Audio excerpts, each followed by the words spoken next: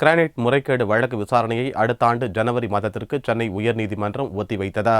Granite முறைகேடு பற்றி CBI விசாரிக்க கோரும் வழக்கு சென்னை உயர்நீதிமன்றத்தில் நடந்து வருகிறது. இந்த வழக்கில் ஐஏஎஸ் அதிகாரி சகாயத்தின் பரிந்துரையின் பேரில் நடவடிக்கை தொடர்பாக தமிழக அரசின் 15 துறைகளிடம் உயர்நீதிமன்றம் கருத்து கேட்டு வருகிறது. இந்த வழக்கு உயர்நீதிமன்றத்தில் வியாழக்கிழமையன்று விசாரணைக்கு வந்தது.